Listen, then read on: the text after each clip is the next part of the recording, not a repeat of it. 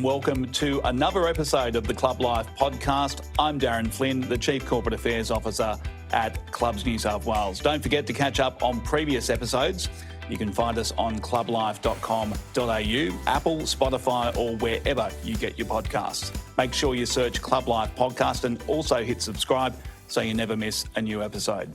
Let's get straight into today's episode. Our special guest is Michael Lavorato. This month, Michael clocks up a staggering 35 years in the New South Wales club industry, and all at the one club.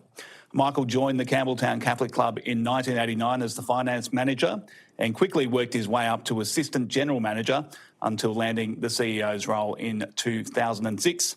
Away from work, he's a keen golfer, football fanatic, and has a very interesting hobby we might just ask him about. So let's introduce today's guest, Michael Lavorato. Welcome. Thank you, Darren. It's great to be here. There are plenty of long-term employees in the club's industry. 35 years at one club would have to be pretty close to a record, though. What is it about your job that's kept you in the one place for so long? Oh, look, it's a club that I have fully invested in. I believe in the objectives of the club deeply.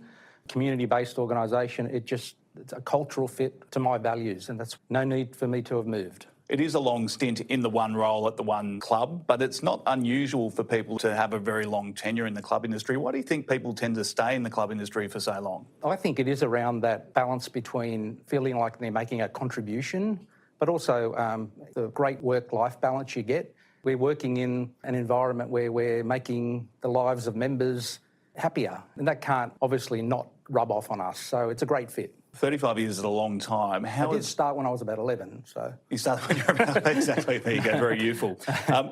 How's the industry changed in that time? Because obviously it's a very different club industry in 2024 to the one that you came into back in the late 80s. Tell us about some of the key changes. Oh, look, I think the corporatisation of the industry is very much obvious. The regulations, the compliance, obviously at another level than when I first started.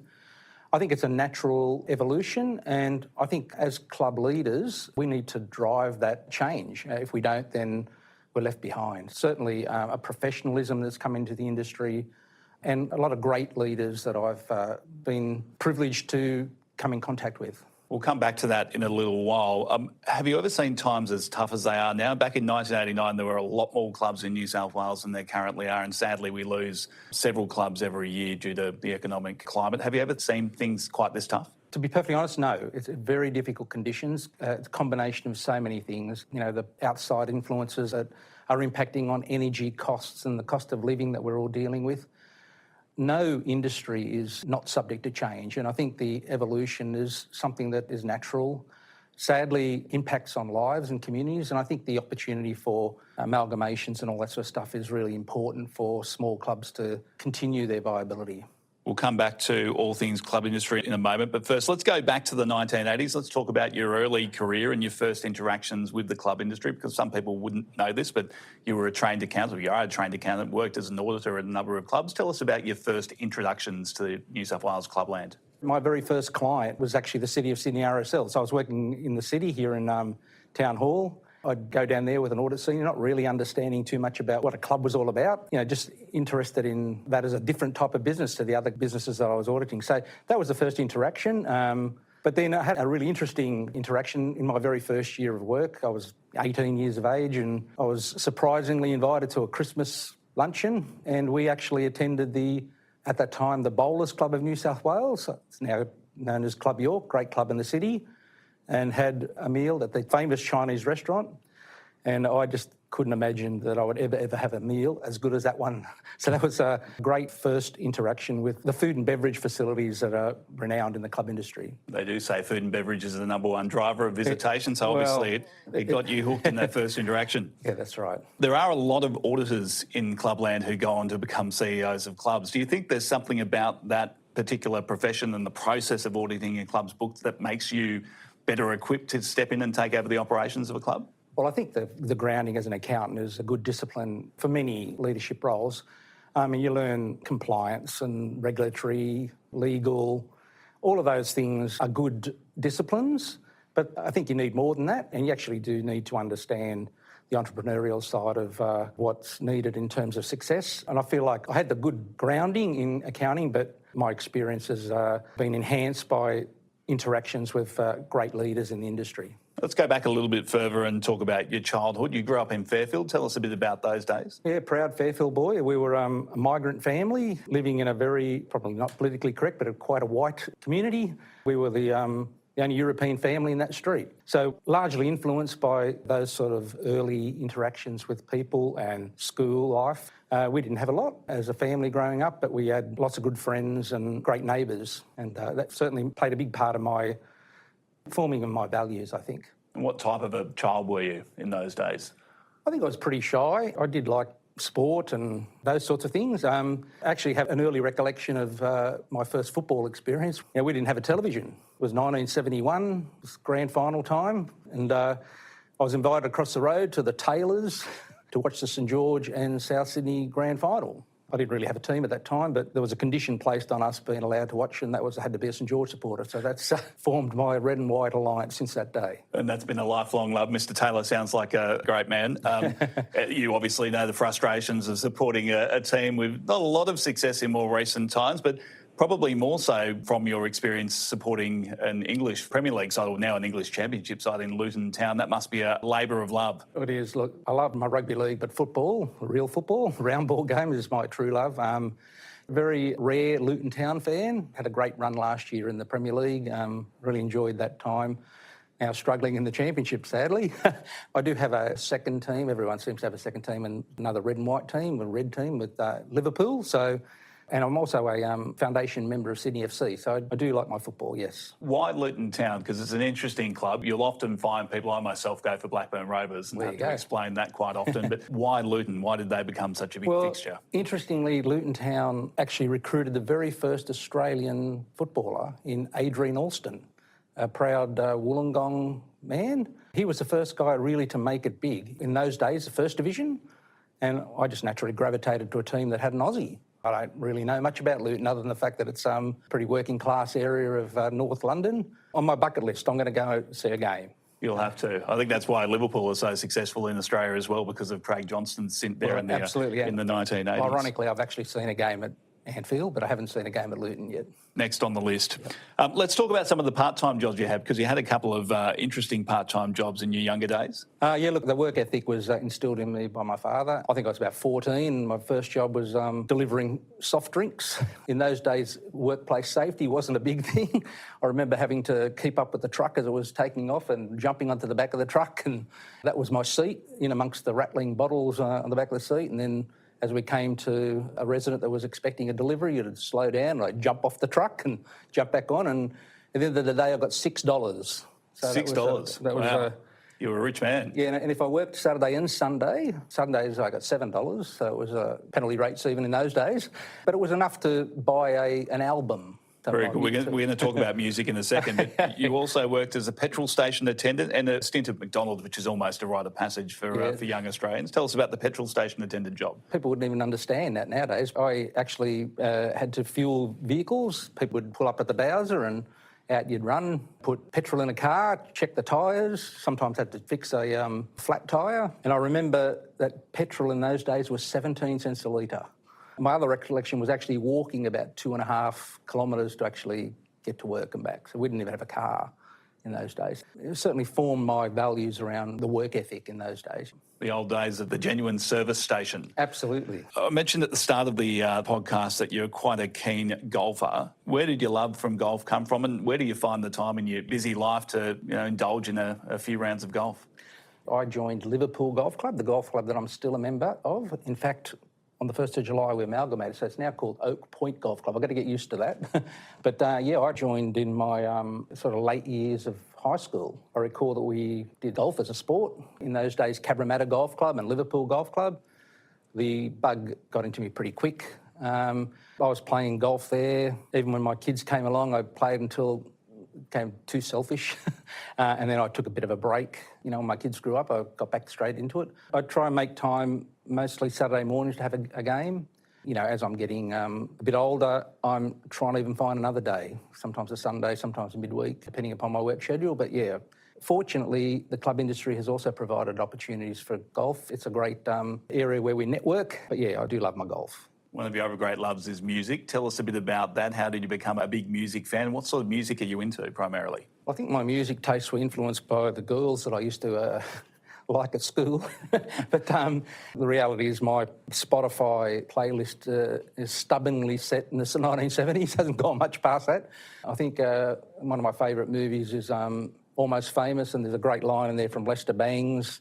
No great music ever was written after the 1970s, and that's sort of stuck with me. But yeah, look, I love Dylan and Jackson Browne and Joni Mitchell. So really good writing and musicians is what I still listen to. Are you a bit of a collector, or you just listen on Spotify? Have you got vinyl? Look, I did. I had vinyl until I don't know where it all is now. I hope my kids have got it, but I'm very much a digital devotee now. So, yeah, always on my phone, my podcasts, my Spotify. And I'm not beholden to those assets, but they're there somewhere. When you joined Campbelltown Catholic Club back in the late 80s, Australia was a very different place to what it is today.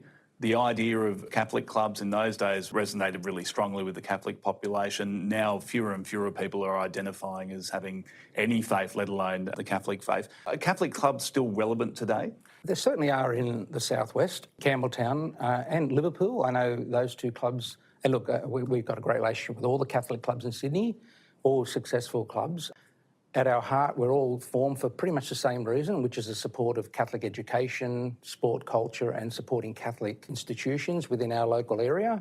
That was a core purpose for our being. Back in the 60s, when the club was formed, the support of Catholic schools financially from government was largely very different to what it is now. So it did rely on a local contribution to help build schools in our area in Campbelltown, large Catholic families, typically Irish Catholic families settled in Campbelltown. And the only way that the schools were built were volunteer labour on weekends. And that's a famous anecdote that at the end of a very hot summery day, a group of men were at a local pub in town having a drink after a hard day, and one of them said, there's got to be a better way than this. We should form our own club, and the proceeds should go to helping support what we're doing.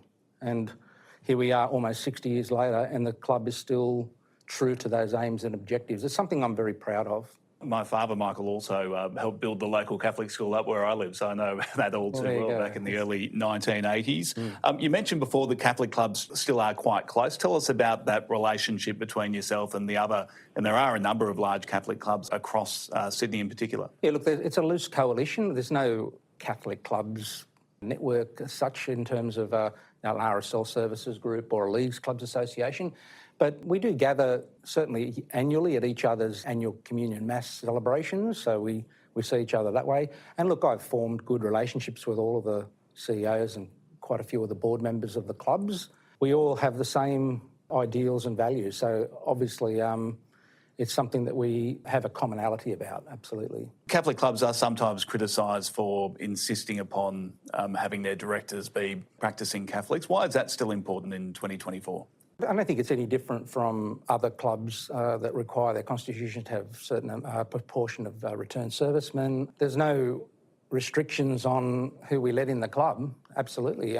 We've got all faiths, all denominations represented in our membership, in our staff, but it's a security blanket around ensuring that the governing body is of a Catholic faith, and it hasn't really come up as being an issue. Let's move on to COVID. It was obviously a difficult time for the club industry, but for a lot of people in the club industry individually. Tell us how COVID impacted not only your club, but you personally.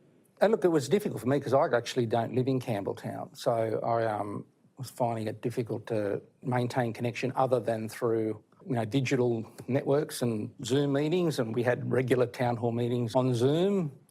You notice my very long hair.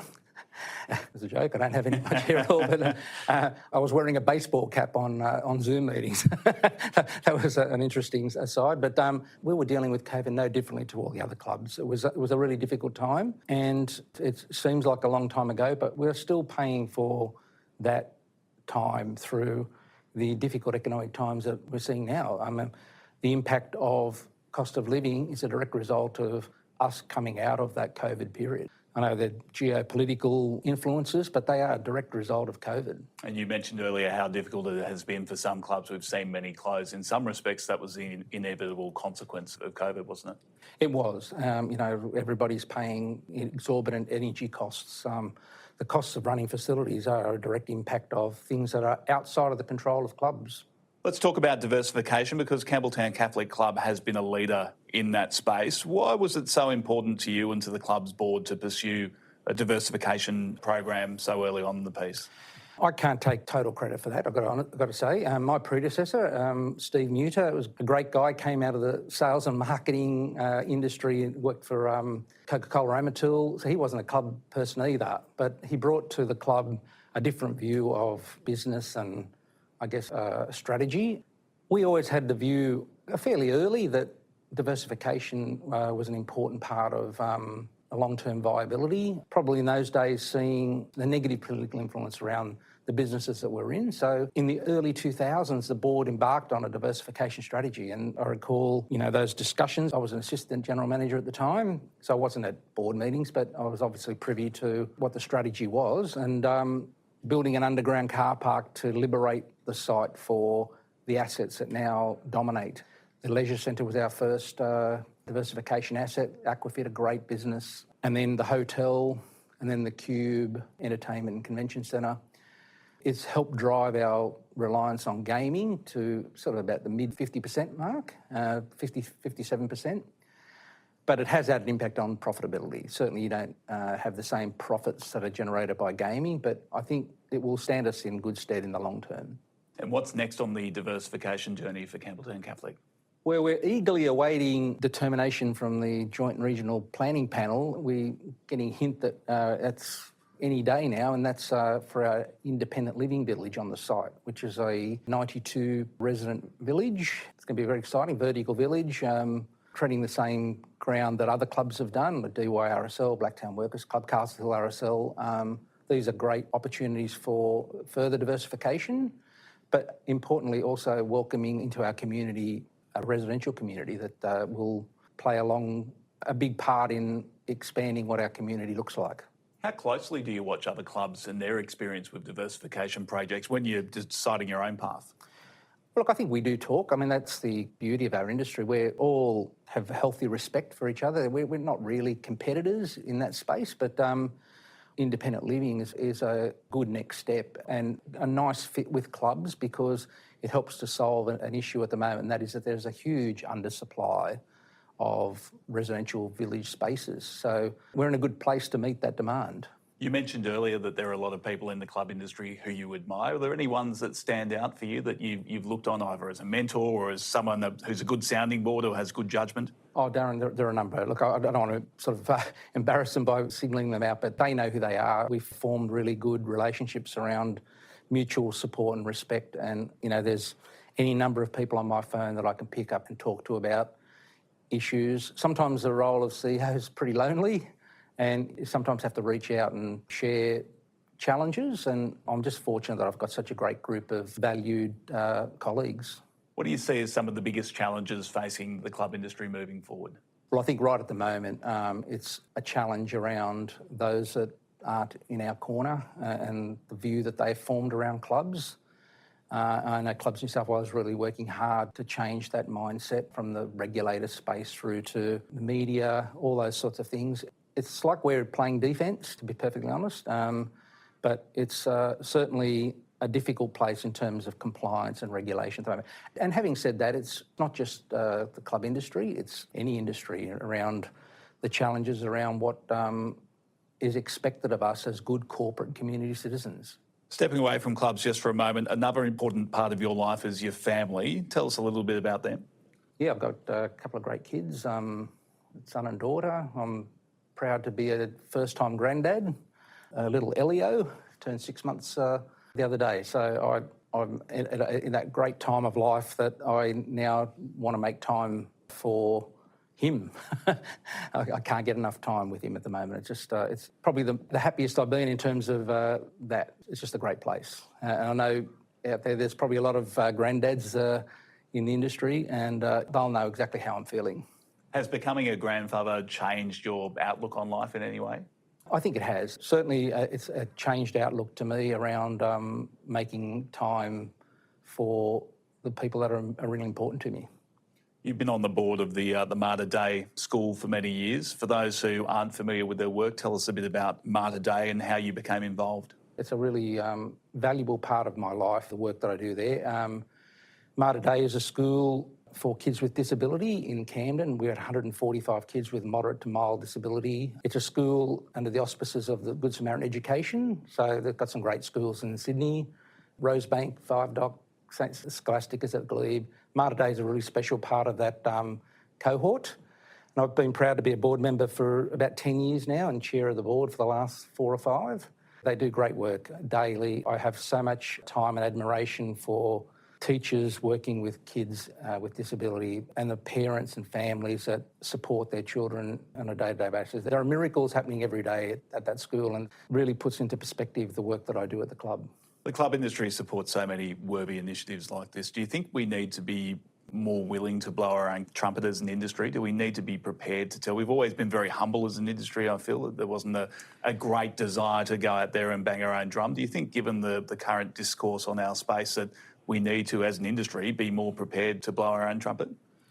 Look, I think that's the case. A bit of a fine line with us, with our support is for schools generally and support of Catholic schools in particular. So there's a bit of a potential for people thinking that we're Catholics supporting Catholics, but we do support a lot of amazing organisations. And I think certainly the word is getting through. I think the work that Clubs New South Wales is doing in the media space around making community aware of the great work that clubs do through club grants and all that sort of thing is very valuable.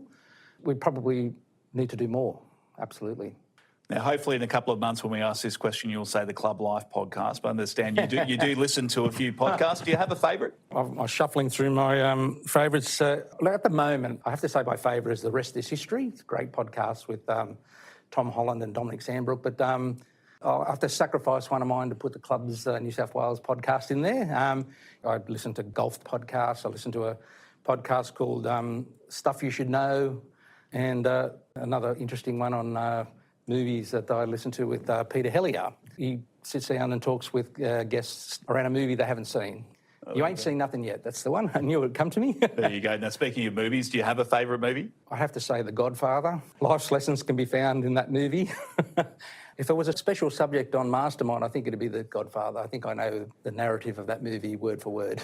People often say The Godfather Part 2 is the only sequel that surpassed the original. You don't subscribe to that view? Oh, no, I'm absolutely on that thinking as well. Godfather Part 2 is the best movie, followed by Godfather Part 1. Now, as we start to wrap up here, a couple more questions. We do tend to ask all guests, if you had a magic wand, if there was one thing that you could do to improve the lot of the industry moving forward, what would you do? I'd like to imagine that the regulator could say yes more often than no and see the club industry through the lens of a glass half full rather than a glass half empty. I think that's part of our problem at the moment. They're really not seeing the positives that we do in the club industry. So, yeah, glass half full approach. Absolutely. All right, and one to close. Obviously, some great food on offer right across clubs in New South Wales and certainly at Campbelltown Catholic Club. If you had one last club meal that you could order, what would it be? Oh, look, I've got to be very biased on that one. Kyubi, modern Asian dining at Campbelltown, that would be my last club meal. But I'd like to think that my last meal's still a journey to find the ultimate meal anyway. Great dining experience is one of my really enjoyable pastimes. So, yep, certainly in clubs, we're doing so well in that space. And before we go, Michael, 35 years at the one club. Is there any desire to go out and see what the grass is like on the other side and go and work in another club? Oh, look, I don't think anybody would want me. I think I'm firmly rooted in Campbelltown, and people know that. To be perfectly honest, I have never really imagined that I would work anywhere else. And that's, a compliment to our board, that they really understand their role in terms of forming strategy, and, their noses are really in the business, but their hands are off. And I think that's a really healthy way that I've been able to support that success that we've had. Well, Michael, it's been an absolute pleasure chatting to you today. Thanks for your time on the ClubLIFE podcast. Thank you, Darren. It's been very enjoyable. Michael Lavorato there, CEO of the Campbelltown Catholic Club. And that's all we have time for in today's episode of the Club Life podcast. Thanks for listening. Don't forget you can find new episodes along with our back catalogue of interviews on clublife.com.au, Apple, Spotify or wherever you get your podcasts. Make sure you search for the Club Life podcast and also hit subscribe so you never miss a thing. If you have a suggestion on who might make a great guest for the show, get in touch with the team by emailing clublife@clubsnsw.com.au. Thanks for listening, and until next time, goodbye.